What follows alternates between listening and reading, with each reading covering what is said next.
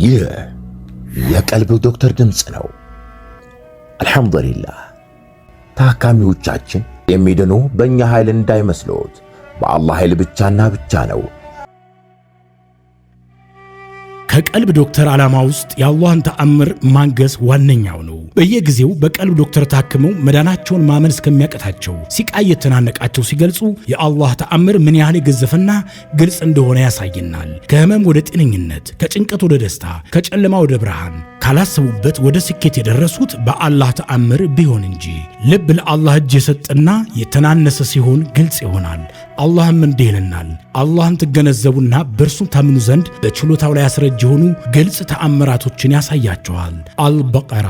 ኑ ባላህ ቃል ያላህን ተአምር እናግስ። ሕክምና ማግኘት ሲፈልጉ ይሄንን ሊንክ ይጫኑ።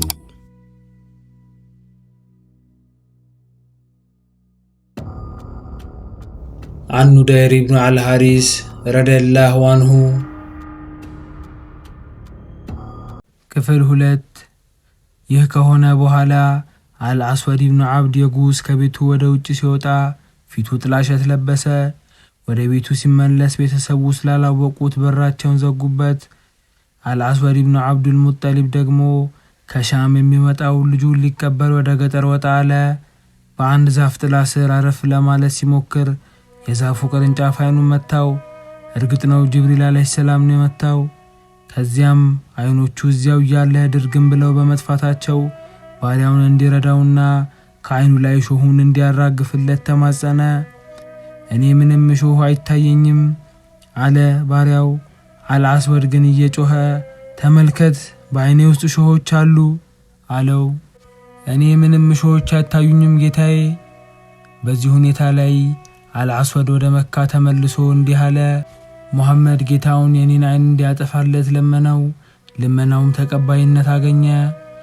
ወሊድ አልሙጊራ በአንድ ቀስት የሚሰራ ባለሙያ አጠገብ ሲያልፍ የብረት ፍንጣሪ ልብሱ ላይ ተጣበቀበት። ጎንበስ ብሎ ከልብሱ ላይ ያንን ፍንጣሪ ላለማላቀቅ ኩራት ያዘው። ያ የቀስት ቁራጭ እንደ ዘበት በደም ስሩ ውስጥ ገብቶ ስለቆረጠው በዚያው ሰበብ ሞተ። የአልአስ ኢብኑ ዋሊ አሟሟት ደግሞ ተረከዙን በወጋው ሾህ ምክንያት ነበር።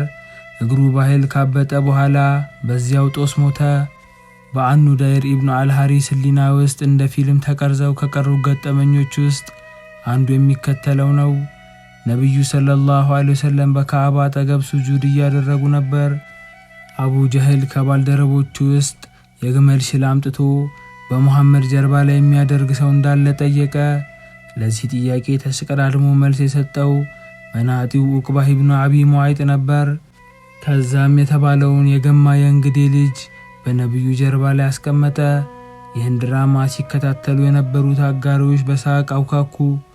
በዚህ ሰዓት ነብዩ ሰለላሁ ዐለይሂ ወሰለም ተወዳጅ ልጅ ፋጢማ ረዲየላሁ ዐንሃ በአባቷ በኩል ስታልፍ ሁኔታውን አይታ በጣም በማዘን ጥንቡን ከላያቸው ላይ አነሳችላቸው። ነብዩ ሰለላሁ ዐለይሂ ወሰለም በቁረይሽ ከሃዲያን ላይ በተለይም ደግሞ በአቡ ጀህል፣ በኡትባ ኢብኑ ረቢዓ፣ በአልወሊድ ኢብኑ ኡትባ፣ በሸይባ ኢብኑ ረቢዓ፣ በኡመያ ኢብኑ ኸለፍና በዑቅበት ኢብኑ አቢ ሙዓይጥ ላይ የአላህ ቁጣ ይወርድባቸው ዘንድ ዱዓ አደረጉባቸው። አላህም ልመናቸውን ተቀብሎ ከላይ የተጠቀሱትን ሰዎች በበድር ጦርነት እንዲገደሉ አደረገ።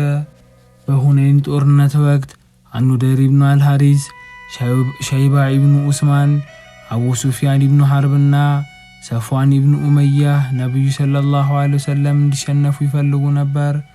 በተለይም ደግሞ ሸይባ ኢብኑ ኡስማን በኡሁድ ጦርነት የሞቱት አጎቱንና አባቱን በማስታወስ በነብዩ ሰለላሁ ዐለይሂ ወሰለም ላይ ጣፋጭ በቀላ የሚያደርግበት ቀን መሆኑን አምኖ ነበር። ዛሬ ሙሐመድን እበቀለዋለሁ ሲልም ተናገረ። ከዚያም በነብዩ ሰለላሁ ዐለይሂ ወሰለም ቀኝ በኩል ዞረ።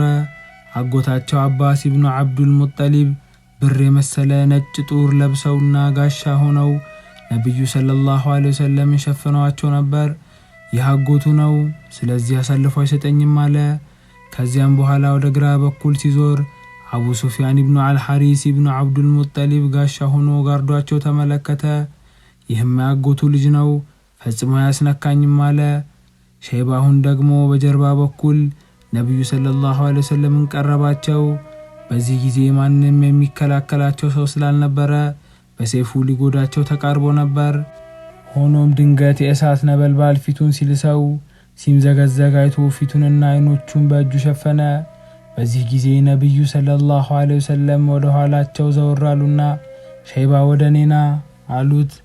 ሸይባ ወደ ነብዩ ሰለላሁ ዐለይሂ ወሰለም ሲቀርብ ደረቱን በእጃቸው እየዳበሱ አላህ ሆይ ሸይባን ማረው በማለት 2 ጊዜ ዱዓ አደረጉለት።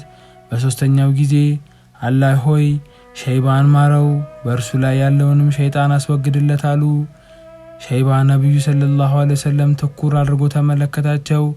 አሁን በእርሱ አይን ከእርሳቸው የሚበልጥ ተወዳጅ ያለ እስከማይመስለው ድረስ ተቀየረ።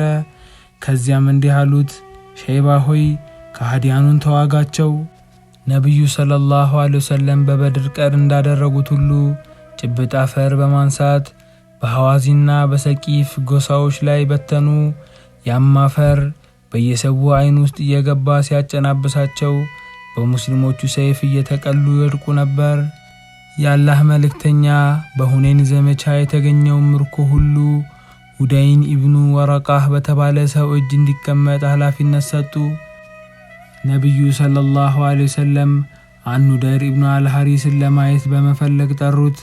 አኑዳይር በፍጥነት ሲመጣ ዛሬ ምን አይነት ስራ እንደምትፈጽም የሚታይበት ቀን ነው አሉት። ከዚያም አላህ ሆይ ለሃይማኖቱ የበለጠ እንዲተጋ የሐቅ ደጋፊ እንዲሆን አድርገው በማለት አላህን ለመኑለት። ከዚህ ጊዜ በኋላ አኑዳይር ከልቡ ላይ ትልቅ የሆነ ሸክም እንደተነሳለት ተሰማው። ጦርነቱ ተጠናቆ አኑዳይር ወደ ቤቱ ከተመለሰ በኋላ አንድ ሰው ወደ ቤቱ መጣና አንኳኳ። ማን ልበል አለ አኑዳይር። ከሁዘይን የሆነ እንግዳ። እንኳን ደህና መጣህ፣ ምን አዲስ ነገር አለ? ጥሩ የሆነ ዜና አለኝ። ምንድነው እሱ? ሙሐመድ 100 ሴት ግመሎች እንዲሰጡ ወስነዋል። እኔ አልፈልጋቸውም። የአላህ መልእክተኛ ሰለላሁ ዐለይሂ ወሰለም ይህን የሰጡኝ ኢስላምን እንድቀበል ልቤን ለማለሳለስ ነው። ሙስሊም ለመሆን ጉቦ አያስፈልገኝም ካለ በኋላ አኑዳይር ለጥቂት ጊዜ ጸጥ ብሎ ቆየ። ከዛም እንዲህ አለ፣ በአላህ እምላለሁ ግመሎቹ እንዲሰጡኝ ፈጽሞ አልጠየቅኩም። ይህ ከነብዩ ሰለላሁ ዐለይሂ ወሰለም የተበረከተ ስጦታ ነው። ከግመሎቹ የተወሰነውን ብትሰጠኝ ባለውለታ ሆናለሁ አለ ሰውየው።